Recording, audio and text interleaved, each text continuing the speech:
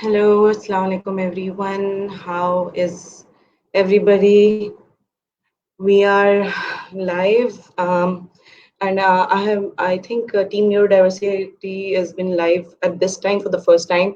So let me know if this time is more feasible. Then I'll try to fix my schedule somewhat at around this time if this is more feasible for you guys. So I'll just wait a few seconds so everybody can join in. Um, before I jump into the session, I had to have an introduction. I had to talk to you guys before I introduce the guest and talk about what the topic. Uh, how do I go about it? Like I can explain in this way that every human being has this turning point in their life, positive turning point in their life that changes everything. And I think one of the biggest turning point in my life, thank God, was that I got admission in Institute of Professional Psychology, IPP, Behria University. And to be honest, I didn't know about anything about psychology. I wasn't sure if I wanted to become a psychologist. I wasn't sure if this psychology was for me. I entered into this orientation the, and completely blank, didn't know anything about what is happening. And I remember when I entered in that orientation class, uh, there were the people around, and now those people are one of the best people I know, with varied variety of age ranges and professional backgrounds. And I was like, no, this is not for me. I'm already regretting it. I don't want to be here. And I sat down. I was completely regretting it. And then the faculty came in. And I remember the initial orientation, the start was given by Miss Kiran Bashir, Dr. Kiran Bashir now. And the moment she started speaking, I took a deep breath and I felt home. I felt home. I felt the right place. I was feeling comfortable. I was feeling so blessed. And I think that was the day that I kept looking forward to go to IPP, to study, to know something new every day, because what we were taught was not psychology, was magic. And I think everyone who has been connected to IPP, they would agree to me 500% that we had the best teachers. Right now, I think we couldn't have asked for the best teachers, best mentors, best supervisors. And I cannot be thankful enough. I think we should all should take out time and be thankful to people who have changed. And Miss Kiran Bashir has changed, made me a better psychologist, made me, I think because of her, I am a better speaker, better presenter, because she pushed me to create presentation. I remember she asked me to make first presentation of my life was on Bandura. And I was so nervous and she pushed me, you can do it. And I remember her feedback changed my game. My self-esteem boosted. I knew I could publicly speak without getting scared about my insecurities. And the best part was that the IPP and Ms. Kiran Bashir didn't just train me as a psychologist. What I couldn't see in the future, that they were training me to become a better mother also. That now everybody knows that I have a son who is on spectrum, and at that time, obviously, I didn't know. Every single time with age, I more and more thankful to those teachers and IPP that will always be so close to me, because they didn't just teach us psychology. I think they have dissolved it in our souls. So let me welcome her. Assalamu Hello, Miss alaikum. Kiran Bashir. And thank you for those glowing tributes that you just gave. That's No, pretty no, thank you overwhelming for and coming lovely to hear. and welcome to my page. And right now, I am screaming inside, just like that girl who entered that orientation class. I'm so happy to share the screen with you. Thank you so much. It's wonderful and lovely to be with you again. This just takes me back to those days and your class. I can literally, visualize everybody. Yeah, I think we had one of the I think unique classes with all the different age ranges, and I remember you handing us was, I think that tells us how good a teacher you are. Thank you so much. Thank you so much. That's an honor. Okay, so Ms. Kiranvashi, can you a little bit explain what you do and about your background to the members? All right, sure. I am right now head of department of the Institute of Professional Psychology at Bahia University Karachi campus. I have been associated with this place, which I literally call my second home, or rather home, because there's hardly any difference. We spend half our life over there. It has been nearly 12 and a half years that I have been there, and it's been a long journey. I was there as a student, and then later on as an assistant teacher, and now finally as head of department. So I've really seen this place grow from a small setup in PNS Shifa to the large setup that we are today. And Bahia University being multi-campus, so the Department of Psychology, of course, is spread all the way from Lahore, Karachi, Islamabad. So it's fantastic. It's been a wonderful journey. And throughout that, I've of course seen the department grow, myself grow as a person. I've learned a lot from this place, and I hope that I'll be able to give it even more.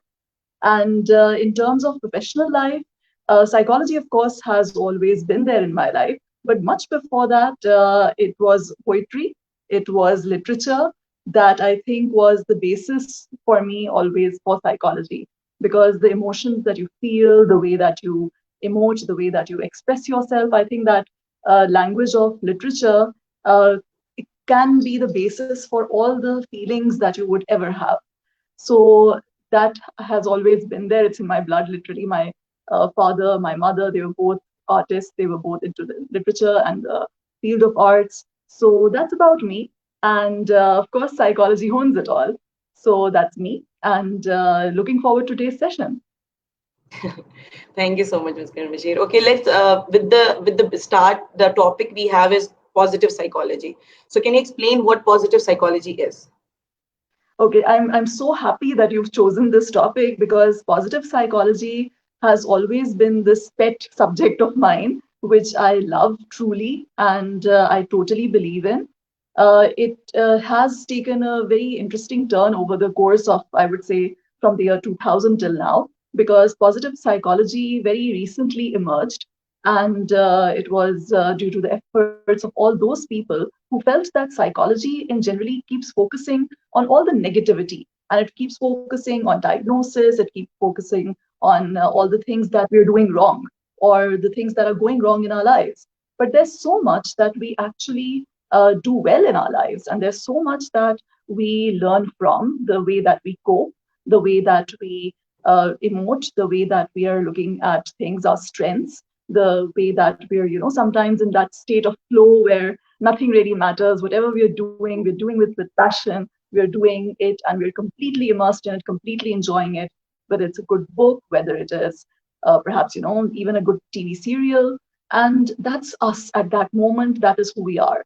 So positive psychology is not just, as the word says, I mean, a lot of people initially used to think that positive psychology is literally happyology. That means you'll be happy all the time, you'll be smiling all the time.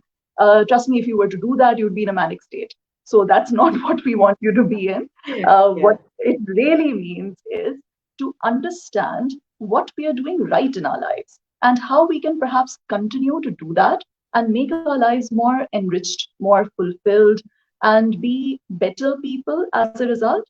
Because one of the fundamental questions that it deals with is not how you can perhaps, really be a good person. What it deals with is how you can be a better person. So we always start from the standpoint that as you are in the state right now, you're already a very good person because you're dealing with so much in your life and you're dealing with it probably in the best way that you can. But how can we make it even better for you? So that is the basis behind the science of positive psychology.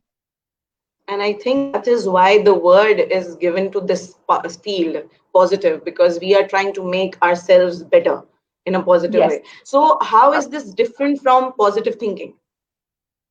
Okay, now positive thinking is, I would say, a part of positive psychology. Yes, because we can't really take thinking away from ourselves.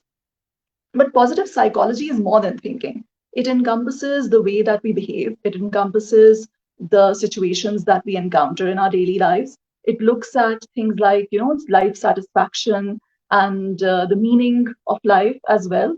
which some argue might, point toward an existential crisis, but it is also a part of positive psychology. So it's more than positive thinking. Positive thinking might just be, in one situation, you might encourage yourself, okay, shall I look at the glasses half empty or shall I look at the glasses half full? But that is just one aspect of it. And if you were to do that all the time, you'd really be putting an enormous strain on yourself. And that's what a lot of people have, inadvertently been doing. When they think of positive psychology, they end up, or they think of positive thinking, they end up thinking that perhaps we have to or we must really just think positively all the time. And that's a ridiculous notion. Nobody can really do that. You're putting yourself under tremendous stress and pressure if you just set yourself up for that.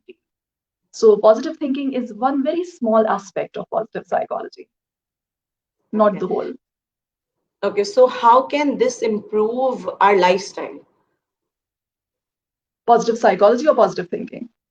I think positive psychology on a broader spectrum. Yes. So positive psychology is something that, interestingly, is not something you can just learn in a textbook. It's not something that you just would learn in a classroom. The founder of positive psychology, I'm not going to really say that I know exactly what's going on in his mind, but the founder of positive psychology, Martin Seligman, who's also the president of the American Psychological Association, he and a number of other psychologists over time whose works I have read, they have been saying this repeatedly, that you can utilize various things in it to make your life better. For example, if you just understand basic concepts like strengths. Now, strengths, one could maybe mistakenly or think of it as a myth. One might think that being perhaps brave is a strength. But you need to understand that bravery is not just about, you charging into the lion's den. It's not about standing up even if you know that you're going to be shot down. That would be foolishness. So bravery is, or rather than that, even other strengths are to be understood first. And then maybe you go ahead with it. For example, a very common misperception about bravery is that you would charge right straight ahead. But as I said, that would be tantamount to foolishness. So what you would rather be doing is perhaps standing up for the rights of others where nobody else is speaking, but doing so in a manner that also takes care of yourself, because you come first. If you stay alive, only then you can be brave. Otherwise, you cannot be brave. You can't continue to do that. So it's about understanding that there's a balance in life. It's about maintaining that balance for yourself and others, and also where you're utilizing it to the best of your ability and capacity to maintain your strengths and also look at the strengths of others. Because one major mistake we make in life is that we highlight our strengths. So if I ask you to write an essay on me, myself, and I, which I think a lot of us have written sometime in school, most of us would end up highlighting those areas. But we don't look at those areas of others, which are also nice, which are also good, which are also filled with potential. We would rather point out the negative sources in those people. So it starts from the standpoint that there's essential good in most people, and that from there we build it up. So that is the basis of how you use it. And I think this is what I actually wanted to jump into. If I keep that relationship of a mother, parent, and a child with a special need, like neglecting and focusing on the weaknesses and then neglecting ourselves also, I think this is I wanted to come to after understanding what positive psychology is, that how positive psychology can help parents who are dealing with children with special needs. Children with special needs. I'm sorry, I missed the last sentence. That was it? Yes. Okay. Now, when we are looking at this, we'll have to start from the time where the mother first conceived. Because I think that in order to move forward, we have to go back and we have to see where all of this really stems from. There's a lot of expectation, there's joy, there is fear, there's anxiety, and that mix of emotions can lead to a lot of issues in future, because where those expectations are heightened to the extent where our society, first of all, our society has so many expectations from the mother to be and the child to be, regarding gender, regarding career. Sometimes even they decide everything about the career as soon as the child is born. And quite often I have to bite my tongue literally to stop myself from, butting in between and saying that this is not how you would really, this child is right on the cradle. You can't really think of a whole career prospect for this child. So I think it all Yeah. boils down to expectations. And when we start from there, um, dealing positively would happen once you let go of those expectations. Once you realize or understand that this child, yes, came from you, but he is not you. And he, for that matter, he's not someone else, that random person you perhaps, named him after, or that random person you perhaps, thought that he might grow up to be. He is his own person. She is her own person. So he or she, whatever the child's gender is, that child is a separate entity, and as such would have separate needs, separate personality, a unique individual in his or her own right. And now, being that person, you would better off treat that child as that person. So your expectation starts from there. And then once you have actually nailed that expectation, you're almost, I would say, halfway through to being there. Because then you would treat that child as a unique individual, not coming from somewhere, not Mm. belonging to you, not micromanaging every aspect of his or her life, which in some cases, yes, you'll have to, but I wouldn't then call it micromanagement. That might be part of training, or that might be part of disciplinarian procedures, which is a totally True. different ballgame. So Yeah. that doesn't have anything to do with the fact that, you might put up all the things that you had lost in life onto this child and say that now this child has to achieve those because I never got those. Yeah. So Yeah. it starts from those expectations. And then once those expectations, you put them away, you have in front of you what is a beautiful journey. Because now, without any expectations, just imagine now all you have in front of you are possibilities. Because that means you are leaving yourself and that child with enough freedom to explore, to grow, to see, okay, let's discover what can he become.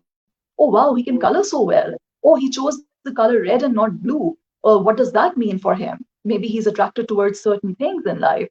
He's drawing more squares than circles. What does this mean for him? So when you open yourself to the possibility of seeing and exploring through the child's world, things will become clearer, and perhaps we would be able to go in a certain direction. Now, being the parent of a special child is, of course, tough. And in this society, it's tougher. Again, because of those expectations, maybe you have let go of yours, but the society still won't. And Yeah. that becomes a challenge for parents to be in. And for that, Yeah. it's not ideal, but one very important thing is support between the partners.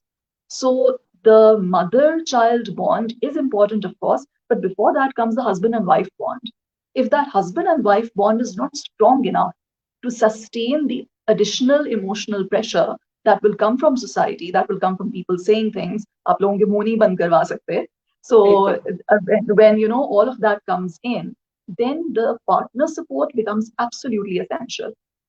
The sibling support becomes absolutely essential. So first of all, focusing on family dynamics. And this has nothing to do only with positive psychology. This has everything to do with psychology and social psychology in general, because this is how Yeah. society would work.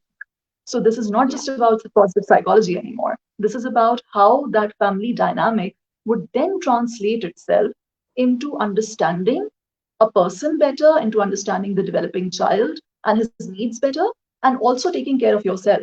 Because if as a mother, if as a father, you're unable to take care of yourself, if you yourself are depressed, if you yourself are anxious, Yeah. anxiety prone, another disorder, which is a diagnosis. So then you're putting yourself up for a lot of hardship when it comes to dealing with that child. And then positive psychology to side pe rakh do, psychology bhi basic nahi chalegi. So Yeah. this is a Absolutely. problem that we end up dealing with. Yes. And I think this So is when we are what the talking real about, problem is. yes, Especially absolutely, when, because because after creating this page, this is the common, I think the mistake that parents are making, that they are putting the enormous amount of expectations, leave the society, they themselves bring so much, mm, first of all, competition between the siblings as well, that my yes, older child was able to do this, why isn't he mm. able to do this, things like that. So I think And positive this still psychology in over that aspect. compounds itself. this compounds itself when you're living in a joint family setup, because there the Yeah. competition goes up 1 degree more. And हमारा बच्चा तो इस as में ये करता था, तुम्हारा बच्चा तो ये भी नहीं करता, तो ये तो फिर ऐसा रह Hmm. जाएगा. Then trying to push the child more into things कि अच्छा इसको और थोड़ा push करो, फिर ये कर लेगा. यंग बच्चे जो है और मजीद सीख लेते हैं. So there are so many misconceptions that amount. And then that typical sponge ideology that people give, कि जो एक छोटा बच्चा है उसका जहन एक स्पंज की तरह है, वो तो सब कुछ absorb करेगा, बस सिखाते जाओ उसको, सिखाते जाओ. But that really doesn't work very well. That sponge ideology is fantastic and it works in a lot of cases, but not in this one, because being a Yeah. special child, the needs are different. और वो special होना, चाहे वो even if it is with the loss of one faculty, let's say the child has lost the faculty of hearing, that too is a problem that needs to be dealt with, और उसके अपने dynamics हैं. So first Yeah. of all, knowledge is power, and the parents need to learn more in order to deal with it in a better fashion. If they just go with कि लोगों ने क्या कहा, तो they will be at a losing end, and that's Yeah. not going to help anyone. So, Miss Kiran Bashir, how can they let this aspect go? कि लोग क्या कहेंगे? It's difficult, of course. Lekin it starts from self-understanding. और उसके लिए I think one of the basics is that अब चूंकि thankfully बहुत सारे schools में psychologists मौजूद हैं, counselors मौजूद हैं, they'll have to step up. And I think would say that in a lot of cases वहाँ पे भी जाना बहुत देर हो जाती है, because कहानी उससे बहुत पहले की है, when the child is growing up, when the child is barely 3 years old, 2.5 years old, and so on, जबकि वो एक प्री प्राइमरी या एक किंडरगार्टन के लेवल पे हो. उस लेवल पे पेरेंट्स का समझना तो उस वक्त आएगा जब उन्हें कोई बताएगा, because if they're sitting in their houses, then how do you get that information to them? So right now, maybe if some parents are seeing this program, maybe they will start thinking along those terms. But we have to understand कि पाकिस्तान में आपकी जो majority population है, शायद जो है उसमें से 2% लोग ऐसे हैं जो कि इस वक्त फेसबुक पे मौजूद हैं. उन 2% में से भी कितने लोग सोचेंगे कि हम ऐसा प्रोग्राम देखें बनिस्बत नेटफ्लिक्स देखने के? So people would prioritize entertainment over such programs. And then they'd be like, okay, this is the time when we just want to relax. We don't want to get into this. So now if we look at the percentage that we are targeting or the percentage we're able to reach, वो बहुत कम है. क्योंकि parents समझेंगे तो उस वक्त जब तक कि उन तक के इंफॉर्मेशन पहुंचेगी, और शायद मुख्तलिफ रस्तों से पहुंचेगी, जिसमें कुछ हद तक के मीडिया, मॉर्निंग शोज ये भी शामिल होने चाहिए. जब तक, because by the time they enter into school and the school counselor or someone tells them that this is the probable thing to do or this is the way to go, by then perhaps it's too late. और जो damage आपने बच्चे के self esteem को करना है by forcing the child to study or by telling the child that you're not good enough, वो probably हो चुका होगा. So it's not anything that you can't come back from, but it would take that much longer. Absolutely. So this is a tricky question, I would say. Yes, and I think you have covered this aspect as well, but how can positive psychology help children with special needs? Okay.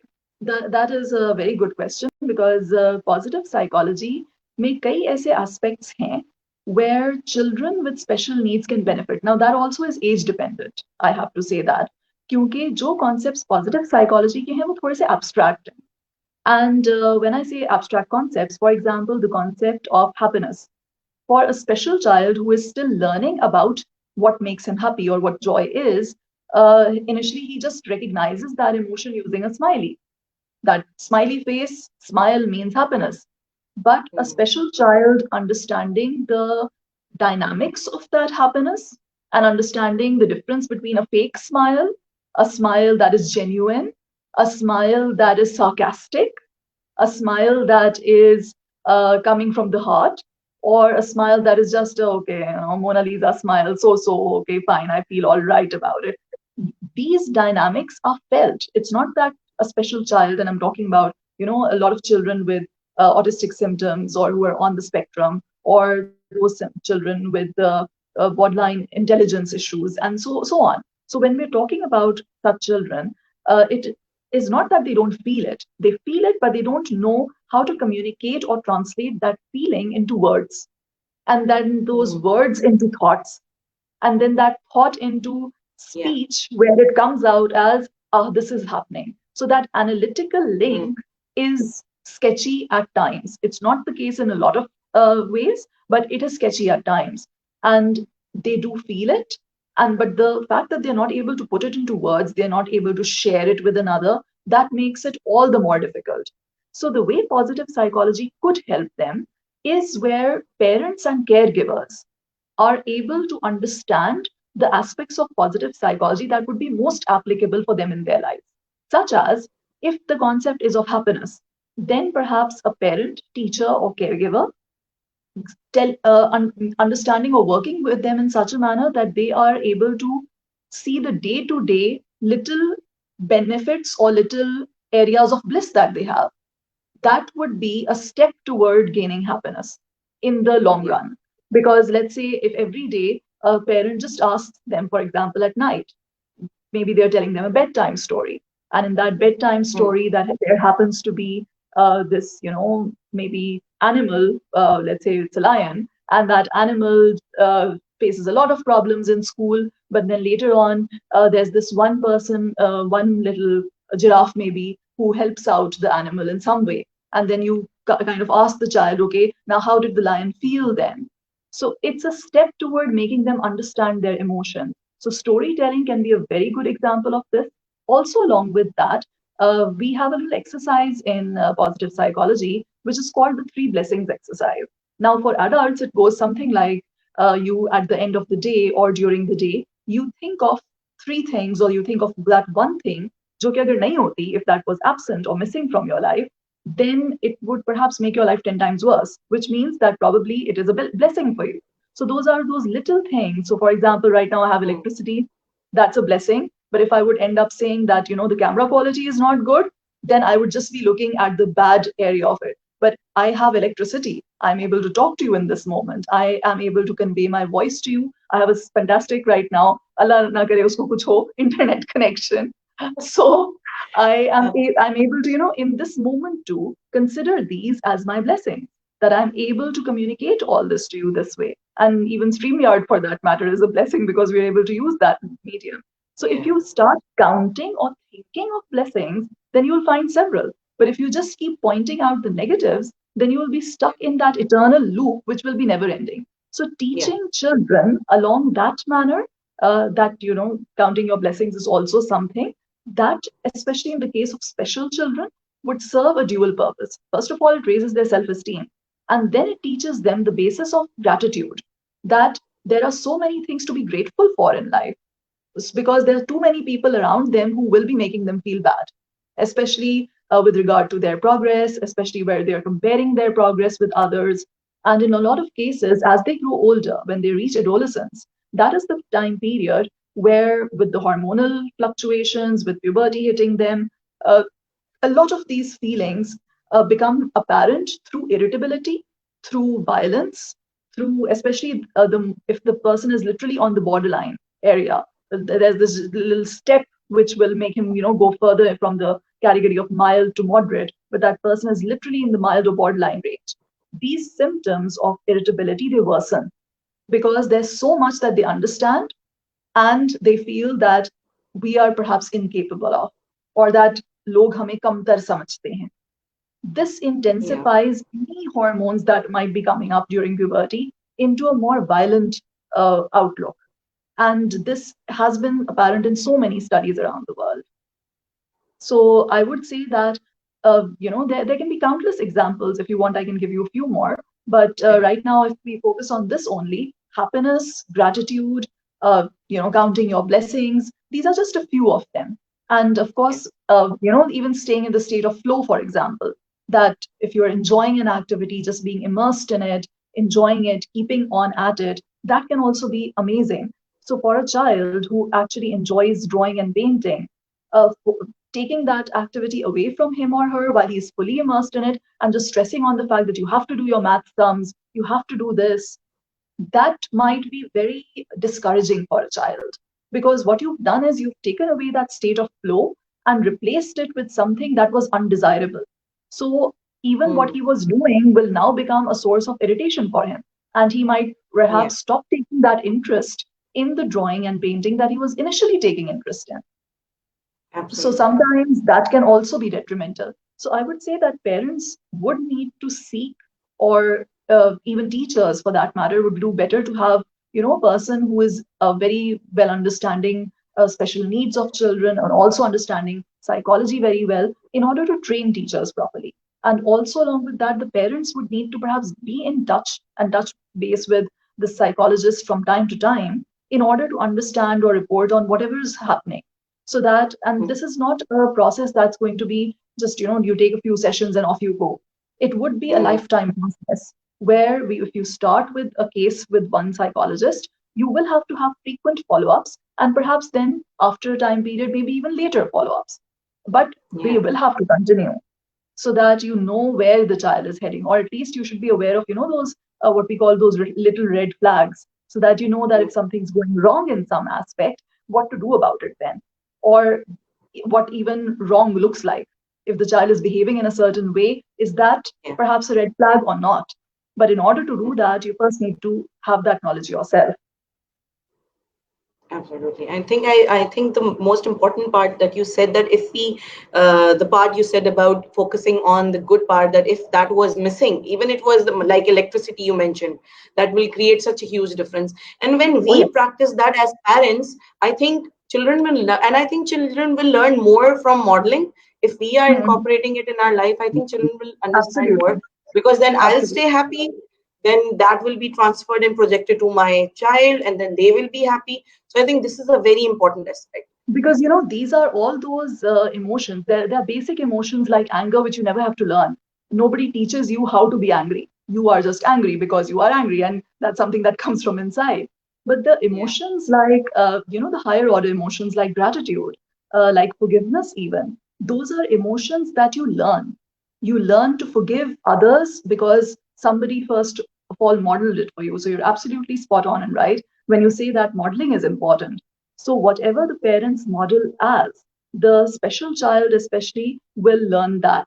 And even other children do learn that. But the difference is that other children, over a time period, especially when they move from puberty towards adulthood, emerging adulthood, they are able to perhaps differentiate between right and wrong for themselves as well. But with a special child, that might become difficult. Again, it differs from case to case, but that might still become difficult. Yeah, absolutely.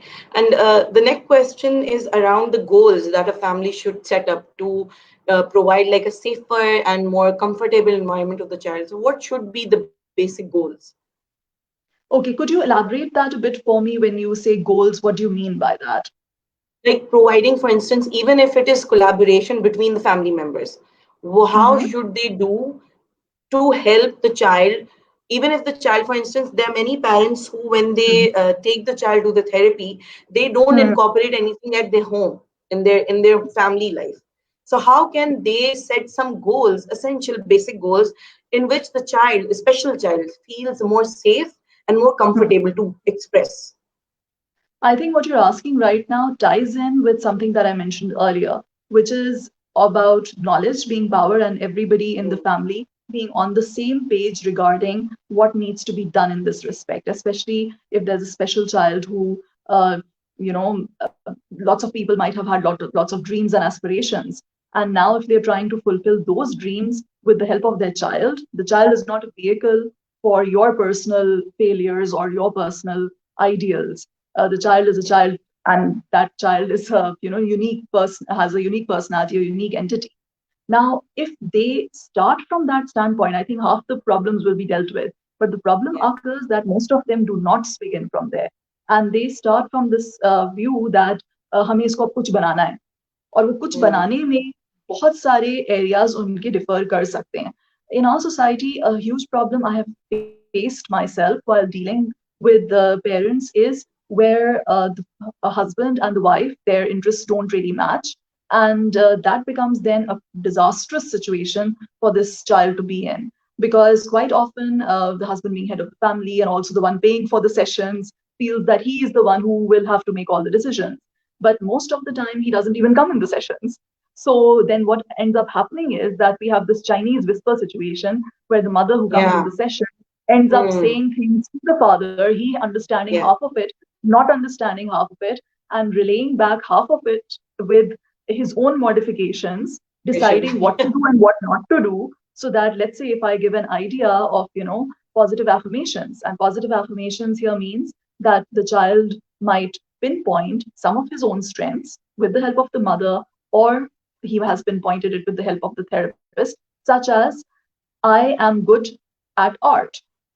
Now, I have faced these situations where the child goes home with, this positive affirmation, I'm good at art, which sounds very straightforward. And you'd think that there would be absolutely nothing wrong with it. But there is, because quite often the Chinese whisper situation happens.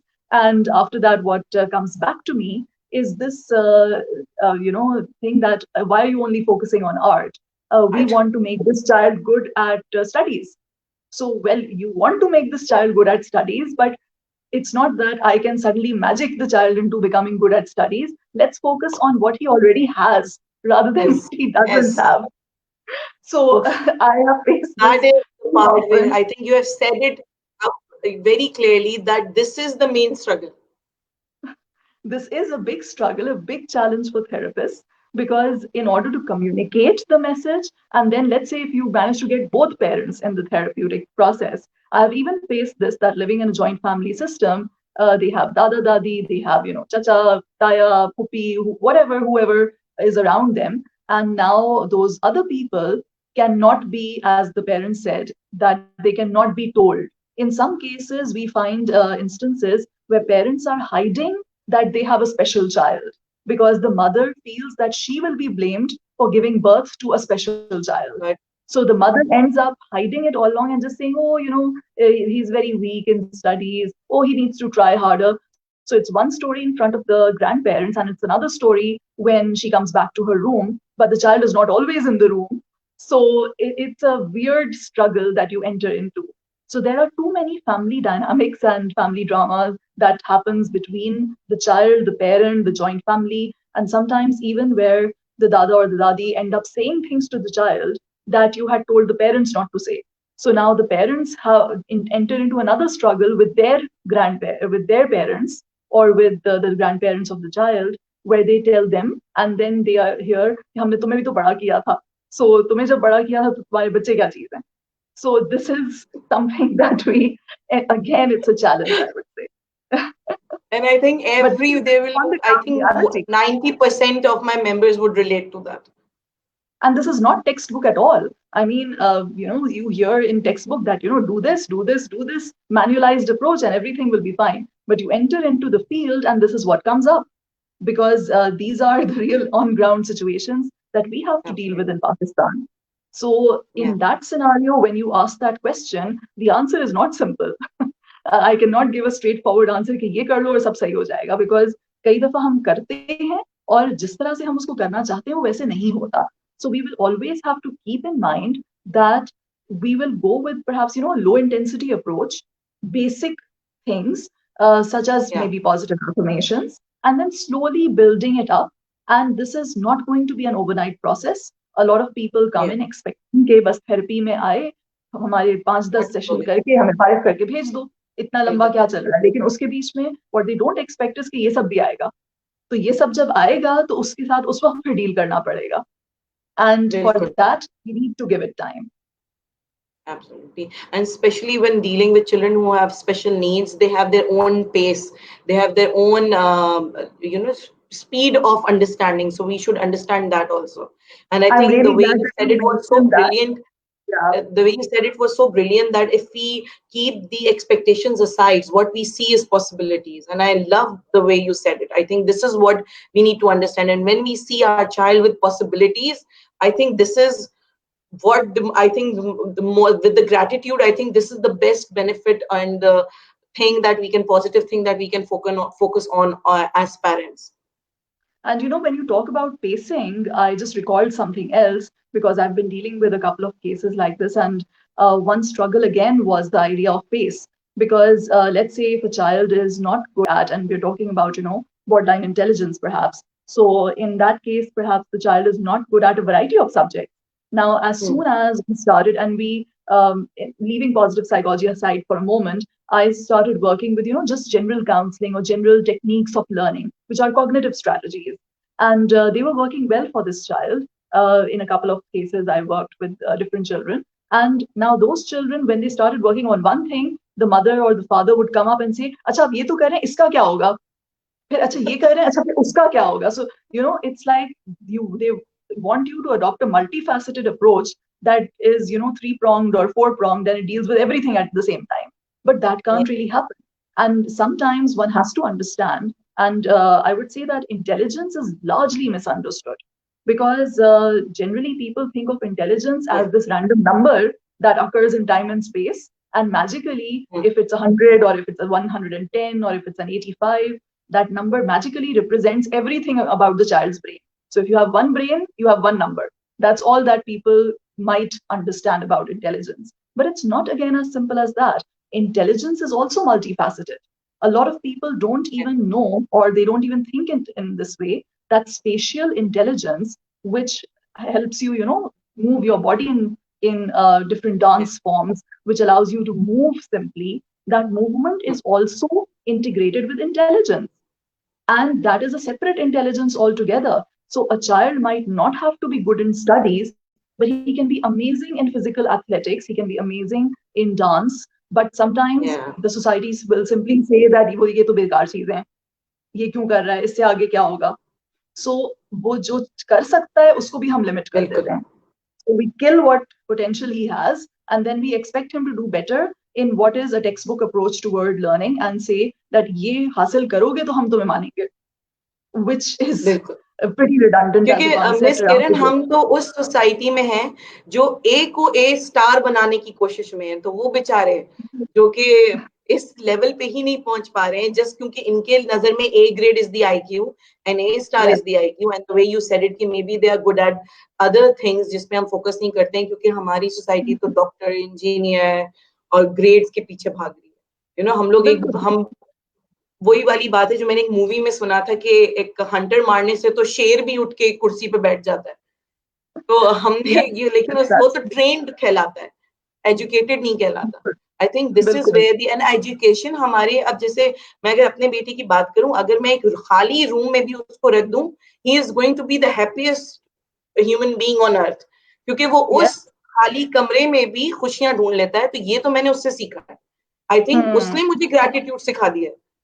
और I think ऐसा ही होता है, बच्चे आपको बहुत कुछ सिखा सकते हैं. बिल्कुल. तो आई थिंक वही वाली बात है कि in learning, in teaching you learn and in learning you teach. तो आई थिंक ये एक पेरेंट और चाइल्ड की एक रिलेशनशिप में हमें बहुत कुछ, बच्चे, मुझे तो ज्यादा आई डोंट नो मैं उसको वो सब कुछ सिखा पा रही हूँ कि नहीं, लेकिन मुझे तो जो इसने सिखाया है, मुझे आई थिंक मुझे समझ में नहीं आता on a very emotional level, मुझे जो मेरे बेटे ने सिखा दिया. And in terms of learning, let me give you a very short example here that is quite often used in positive psychology. Or this is an example जो कि मुझे हमेशा this is very close to my heart at least, because as adults we leave that sense of wonder, that sense of joy in understanding basic things that sometimes prevails in human understanding of nature. And let's say that if you are out on a walk with a 4-year-old, that walk may be, some place where you pass by every day. But if you're going with that 4-year-old, that walk will literally turn into an amusement ride, because there you would be able to perhaps, understand and work with that child in so many different ways that you would end up seeing, there's a pebble, there's a butterfly going, acha yahan pe kya hai? यहाँ पे एक billboard है, अच्छा इस billboard पे क्या लिखा है. So there's the sense of wonder and joy in every movement, in every place, position that is, going from your place perhaps to point A or point B. So that becomes a joyride in itself. Whereas if you're as an adult just going along that ride, you might not be mindful. You might just take it as, a route that you just take every day. But with that child, that sense of wonder, that sense of meaning, and most of all, mindfulness, that will come in. So even if that child has so-called attention deficit issues, even with those attention deficit issues, you will see so much which you had not seen earlier. because he Yeah, will point your attention to 10 other things around you. yeah, that we didn't notice. Absolutely. I think Exactly. this is a And wonderful that example. sense of joy and wonder we miss as adults. We just don't focus on those things anymore. Because for us, Yeah, the life is a mundane routine which has to be lived. So we don't yeah, really live. It's the children who live, and they show us that way. yeah. Absolutely. Very, very nicely said. And the next question that I have, and someone asked that also. I'll show that on the screen, and I'll ask my question Mhm. also. That how can positive Okay. psychology help in creating acceptance? I think this is what will relate to both the questions. Okay. When we talk about acceptance now in general, and if acceptance we say is, about a person who is accepting a special child, so that acceptance that comes in from society would come in when we develop this sense of tolerance, and also this idea of tolerance being that everybody does not have to come out from the same photocopy machine. We are not producing clones here. We are producing people, and people can be different from each other. So, where we embrace the idea of being differently abled, that concept, if we totally embrace it, then we would be able to perhaps, give out that idea that people can be perhaps more accepting. So, Yeah, acceptance is going to come in at different levels. Acceptance doesn't just come in from one area or one idea. Acceptance comes in after a long struggle. And that too, we'll have to first fight with ourselves, because as adults, we have spent most of our lives being accepted ourselves because we were something. So, how can we ourselves let go of that level of acceptance that we got on account of getting an A grade, on account of, maybe being with our selves, being with our parents, being with other people around us. So all of that translates into this. absolutely. There's this another question. So that acceptance, I hope I am able to convey. There's this another question, Ms. Karan. Yes, please. Let me just go through this. I'm sorry, it's not very clear over here. Can you just read it out? Yeah, what to say to Because a I'm mother looking at who it on my needs, mobile screen and everything has kind of minimized. okay, what to say to a mother who needs help and support but lives in a negative loop or cycle? I think maybe she is trying to say about the negative system, joint family system, maybe. Mhm. A mother stuck in a negative cycle now would be someone who is not very, uh, I would say perhaps, there's this negative loop of thoughts, perhaps. I'm wondering if that's what is being referred to over here. Can you clarify? It's just this, that what to say to a mother who needs help and support but lives in a negative loop and cycle. There's not just one, I would say, ready-made answer for this, not one sentence that could perhaps be said, but perhaps if it was just one thought, that thought at a basic level could be, how would you perhaps, relate to your expectations of the world? How would you perhaps relate to what society expects from you? So, are you perhaps judging your child on account of expectations that you already have? Or are you judging your child on the basis of the expectations that who your child could be? So, are you dealing with the future potential, or are you dealing with the past notions of what I think your they previous clarified it. expectations? It's yeah, negative thoughts and negative joint family system, both. Hmm. Because a negative joint family system here would be very much, as we even stressed on that earlier, that would create problems with expectations, and that negative loop would be where a person is perhaps stuck in that area where the process does not allow this mother to step out of those boundaries. For that, she would daily have to perhaps give herself some positive affirmations, daily have to remind herself of the fact that she's perhaps doing the best she can do under those circumstances. Because always, no matter what she does, she's going to be told that it's not good enough, no matter what she does, she's going to be told that she is perhaps not good enough for the child, or that she was not successful enough, or a perfect parent. Now, there is no such thing as a perfect parent, because you will always come across so many different things and so many different ideals. Okay. Can you just excuse me for a minute? I need to attend to something. Yeah, sure. Just, No just, problem. just give me a minute, please. Thank Yeah, you. yeah. So I think what she'll come back. So if you have any questions, please do post. And I think what she's trying to say is that first we need to focus on how we are uh, judging the situation, the child in this particular discussion.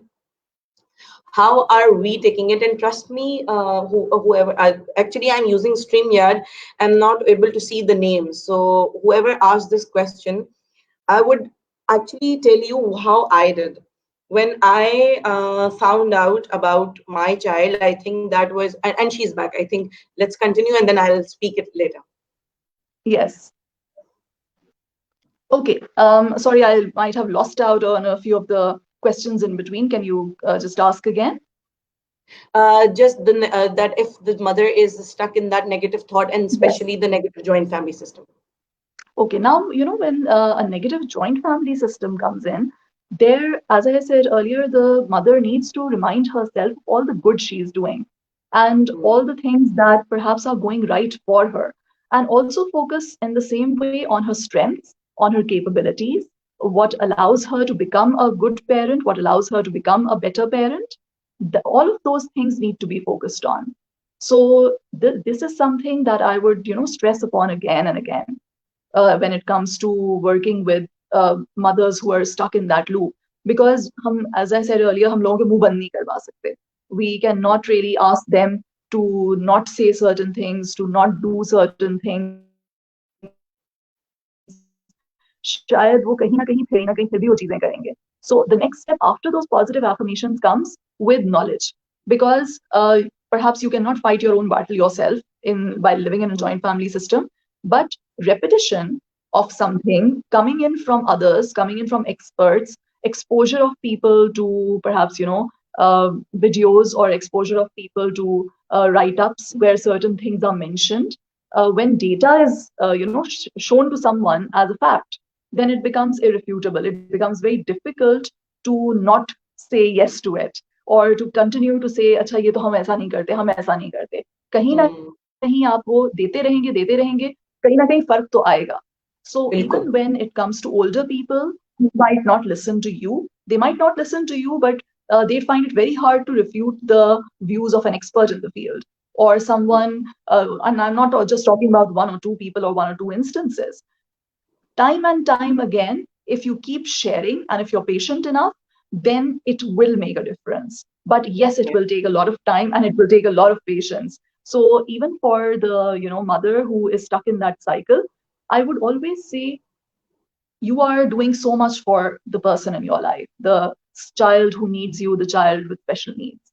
But you have to do more for yourself, because if you don't take care of yourself, you are the only you have.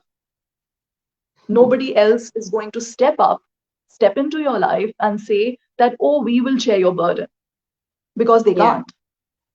You Mm, still have you, and the child also only has you. So if yeah. you don't take care of yourself, if you head toward burnout, if you don't take enough adequate time for yourself, there will be times where you will have to say, okay, take care of this child for 1 hour, or 2 hours. I am going to do XYZ, or whatever I want to do at that time for myself, because this is my time. That me time will be Mm, important for you. And at that time, going away from your child, keep reminding yourself, does not make you a bad mother, because this is the yeah. cycle that we tend to get stuck into. We keep on telling ourselves that if we are not really focused on this or that, or if we are not giving the child, each and every waking moment of our lives, even though it kills us, we are perhaps being a bad mother. Yeah. Only when you get a good night's sleep will you be able to become a better Yeah. mother. Yeah. Only when, and I'm not even going to get into that good and bad. There's no good and bad here. Yes, you can do things better, Yeah. and every day you might not be able to give your 100%, but it was the 100% for that day. Because if you say that I compare it with, the day before, and the day before I gave my 100%, today is less than that, so that means it's 70%. No, that's not how it works. Today, you still gave your 100% under the circumstances that you had at that time. Absolutely. And I So think that is people important. who are thinking that these are just words, trust me, I've applied this on myself and it works. It creates, I think it changes the perception. It creates such a positive impact on the mother itself. I'm talking about myself, that it eventually helps to, cater the child in a better way also.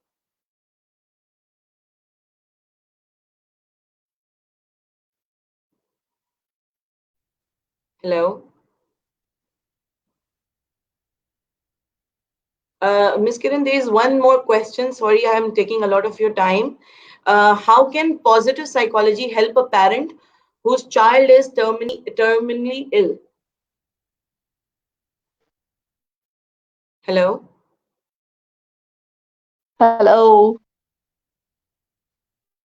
are you Okay, able to I hear me? think yes, now I am in between. I lost your video and audio both. Okay. Now, there's another question that popped up, that how can positive psychology help a parent whose child is terminally ill? Okay, that's a very difficult question because, losing a child is perhaps, one of the biggest trauma that a parent would ever have to go through. And knowing that that's, happening, you can't do that or you can't do anything about it. It's difficult being, a daughter or a son, and doubly difficult if you're the parent, a father or the mother. So, in those cases where a child is terminally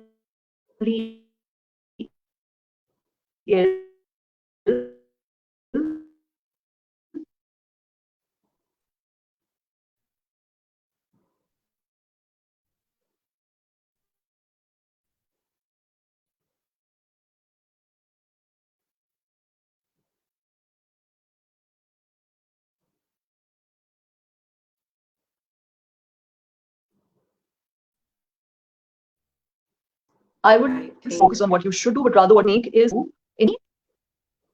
I don't know if you can I hear me think, or not. So no, shall I I continue? Can you think hear me? your internet, I think your internet got stuck somewhere. So Okay. we couldn't Uh, shall I start listen from to the what you beginning then? said.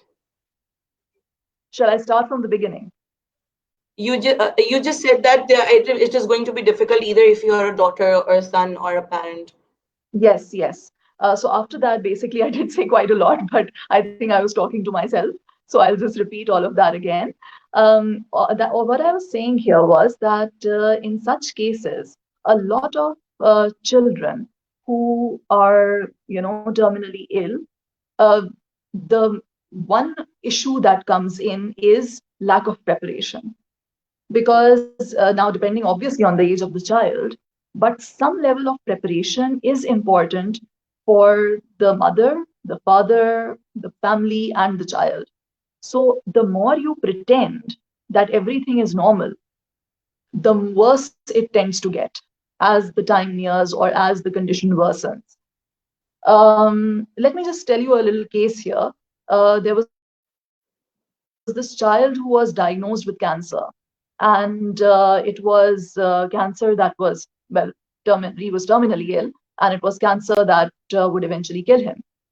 He was 7 years old and being admitted in, and being in and out of hospital. Initially, the parents didn't say anything, but eventually, as time progressed, the parents were able to communicate to the child that, as where grandparents had passed away, so they were able to communicate to the child that soon you will be able to see the grandparents.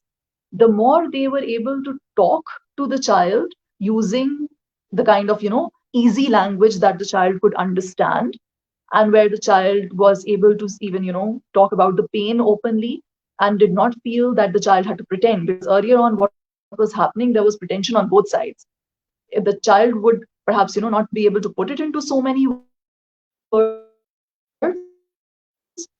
but would share things openly.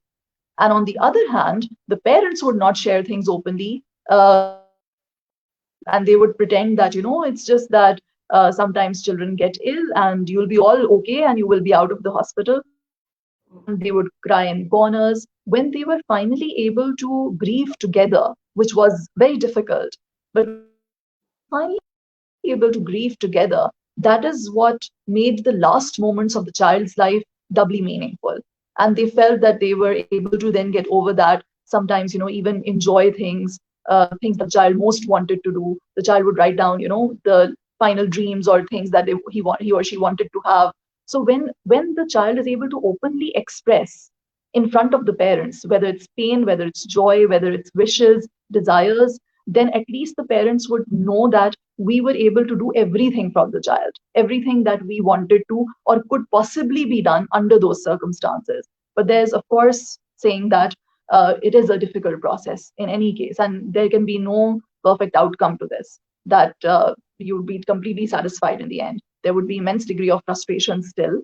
There would be immense degree of feeling like a failure, that this is something that we could not help our child get over. All those feelings would remain. Absolutely. And I think this is the only way we But can make their psychology doesn't have any. I think we are your internet is I think troubling. We couldn't Miss Kiran, we couldn't hear your last sentence. I think it was stumbled a little bit.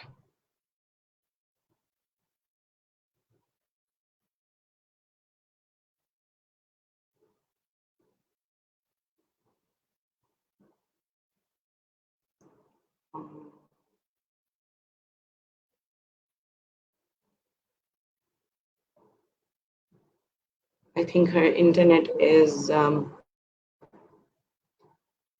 not working. I'll just wait for a few minutes so that she is back. I think I've lost her, but maybe she'll join back. So I'll just continue to what I was saying, that members who are listening to this, mothers who are listening to this and thinking it's easier said than done. Definitely. But I would agree to what she said because I've applied it on myself. When my child was born, and that happiness that every mother has, that pleasure of having this human that God has given them, that angel, the gift. I think that that creates the expectations. Okay, this is how I'm going to raise my child. This is how I'm going to give this life. I'm going to give to my child, and what I couldn't do, my child would do, either daughter or a son. So we start creating that expectation, and when after a few years we're seeing some red flags, the diagnosis hit, and everything shatters. Everything shatters because I expected that I will do this with my child. I expected that my child will be able to do that. But as Miss Kiran said, the child is another human being. He or she is not our projection. He or she doesn't deserve to continue our failures and turn them into a success because they are my children. We need to focus them as possibilities, as she said, and I think this was very well explained by that. And coming to the part that I wanted to talk about, that when you will stop listening, and I remember when I got to know about my son's diagnosis, of course I was hit with the trauma also, the blame game, how I'm going to handle the society. Everybody is going to give me ton of, okay, I think she's back. Let me add her to the stream. Yes. Are you able to hear me? I actually reset my entire internet connection, so I hope things are better this time. Yeah. So I think you were just summarizing up I think the last two sentences were we couldn't hear you. Okay, I have no idea what those last two sentences were because I spoke in a flow. I think you cleared it up that the last days for the children who are terminally ill, how can we make that those days meaningful to them. That is what you Absolutely, explained. because I said that it is difficult, it is very difficult, but in a lot of cases, pretending can be worse. So it's not about positive psychology only, but I would say that if we're still, focusing more on positive psychology, then perhaps just feeling in sync with that sense of gratitude for the time that you did have with that child, the sense of belonging and the sense of family and ties that you had with the child or you still have, and making the most of whatever time you do have left. Because for that matter, reminding oneself, and we do, I think, we occasionally need that reminder in, and these are uncertain times in any case, is that reminder is always that you don't know when your life will end, because that's not a given. We kind of just grow up expecting that we will grow old, we'll be ill, and then we'll die.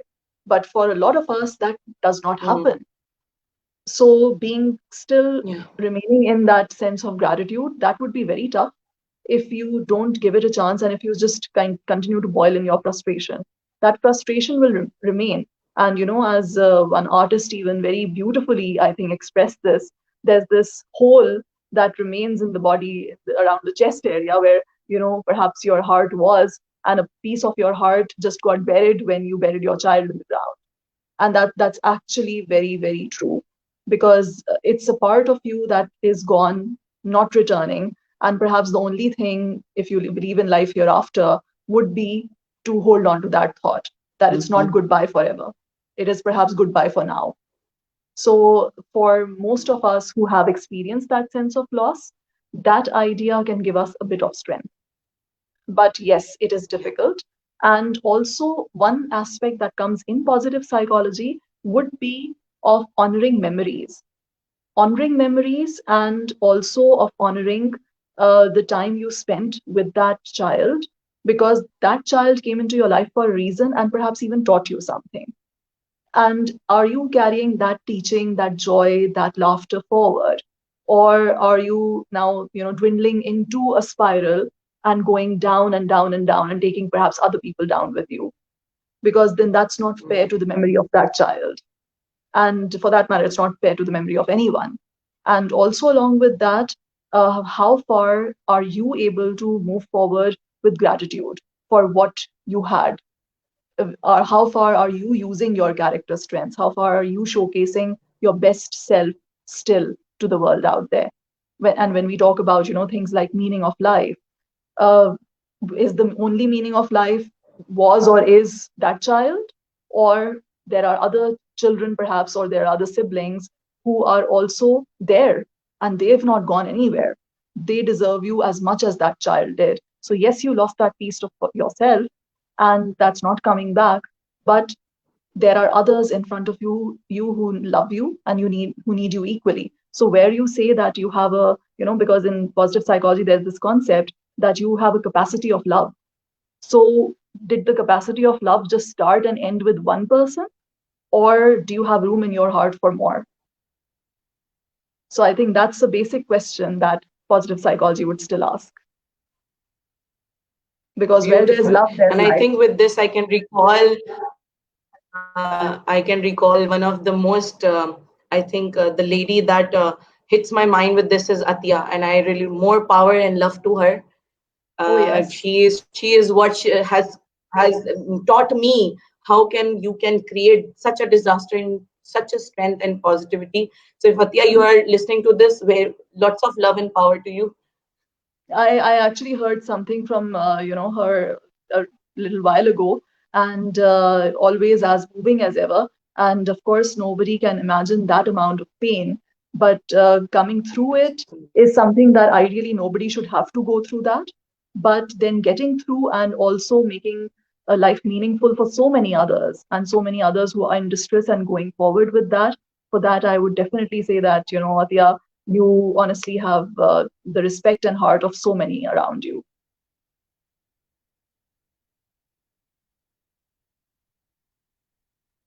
Absolutely. Thank you so much, Paige. Not at all. And thank you for inviting me. This was a lovely Positivity. experience. And it's an honor, Ms. Kiran, and I'm sure I would ask you in future to come back again with some more interesting topics, because I know the way you explain, I know it will hit so many hearts. I know they will gain so much from this session, because just the way you talk and your voice is so therapeutic. I'm so happy to hear that again. Thank you so much. It brings, as I said, it brings back so many memories to have all of you, in front of me, and the names that are popping up right now as well. So it's lovely, and I feel this is, our family of psychologists, whether it's from IPP or whether from other people. But of course, my students are always, dearer to my heart because I know them and I've taught them. So I would Yay. say, right now, a virtual hug to everybody out there who's listening. Thank Thank you you so so much. much, Ms. Karan. Most welcome. Okay. Allah Hafiz. Hafiz.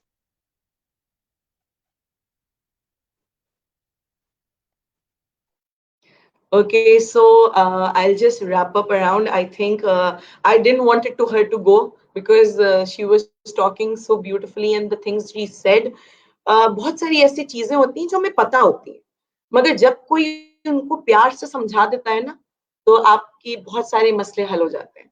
तो I think miss किरण ने जो, sorry miss किरण, मैं बार बार आपको miss किरण कह रही हूँ, she should be respected with doctor Kiran, but you are my miss Kiran, so I keep saying that.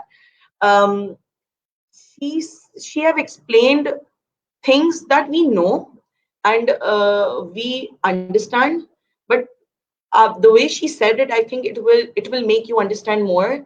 So please, if you have missed this session, please don't worry, it will be on the page. I'm seeing so many sad faces again. Don't worry, guys, it's on the page. I'll upload it on the YouTube also, so you can share it, and please share as much as you can, because this is what parents need to hear right now. We need to spread positivity.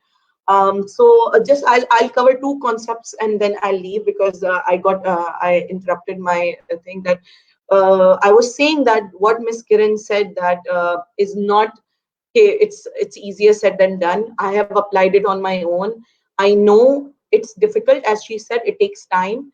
The part of where you can um, get rid of the what society is expecting from you and your child, being you the perfect mother, your child being the perfect father, your child